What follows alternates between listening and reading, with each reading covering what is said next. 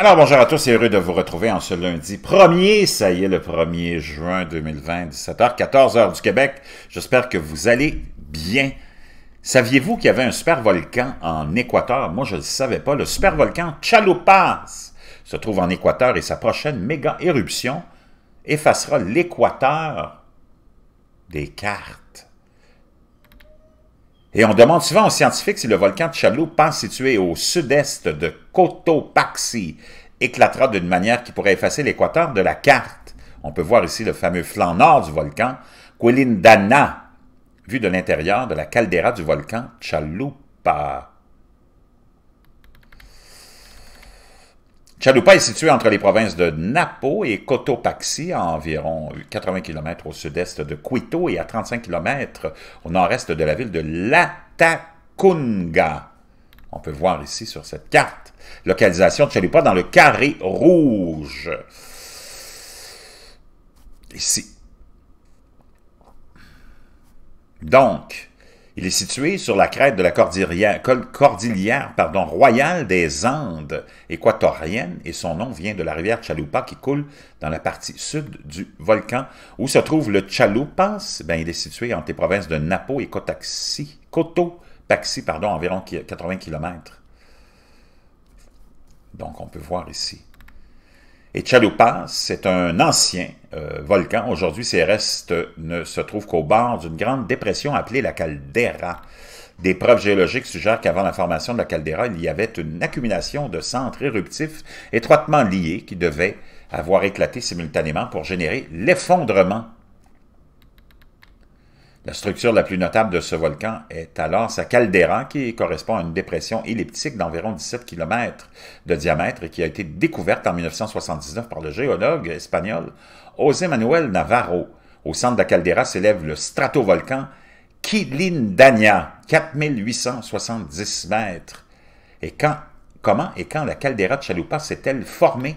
La caldeira de Chalupas s'est formée lors d'une gigantesque éruption explosive au cours de laquelle un très grand volume de magma avec plus de 70% de silice a été éjecté.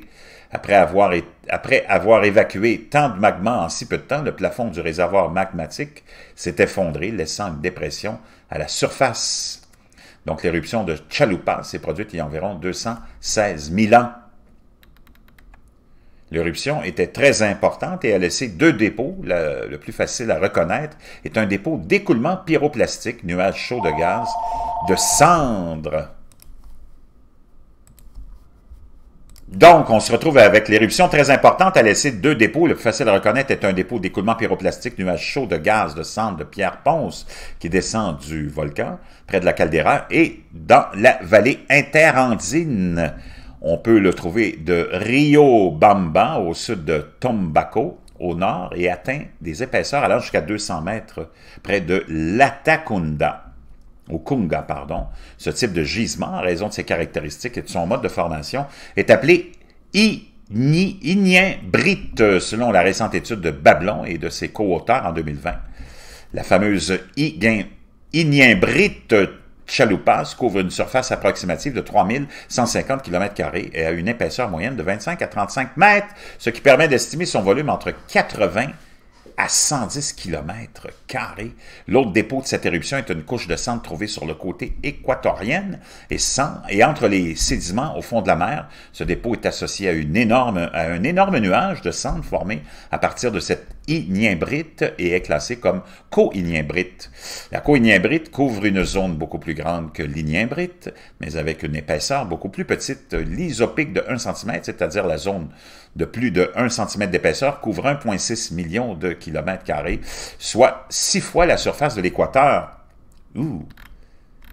Donc, le volume total des gisements de l'éruption de Chalupas est estimé entre 200 et 265 km², ce qui représente un cube de plus de 6 km de chaque côté. En raison de son volume de dépôt, il est classé avec un indice d'explosion volcanique de 7. En comparaison, l'éruption du Reventador en 2002, la plus importante en Équateur au siècle dernier, avait une de 4, de son volume d'explosion volcanique, avec un volume presque 700 fois inférieur Donc, avec ce fameux volume à 7, l'éruption de Chalupas est considérée ultra-plénienne ou super colossale. Ce type d'éruption se produit rarement à l'échelle mondiale et tous les 500 à 1000 ans. Et le dernier a été l'éruption du volcan Tambora en 1815.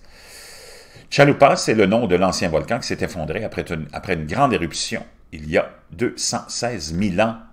Donc, le nouveau volcan qui s'est formé dans la caldeira de Chalupa est le Queen, ou le Quilindania, un stratovolcan à activité principalement effusive, avec des coulées de lave et de dômes. La dernière éruption a eu lieu avant la dernière période glaciaire, c'est-à-dire il y a plus de 11 700 ans, et elle ne présente pas d'activité sismique ni de déformation aujourd'hui.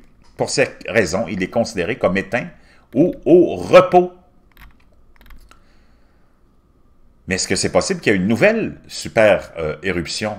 Ben, les volcans qui provoquent des éruptions répétées de super ou méga colossales sont parfois appelés super ou méga volcans. Yellowstone est un exemple connu avec 3 éruptions super à méga colossales au cours des 2 100 000 dernières années. La dernière éruption de Chalupa était la seule super colossale du volcan et probablement la seule de cette taille en Équateur et dans tout le quaternaire au cours des 2 600 000 dernières années.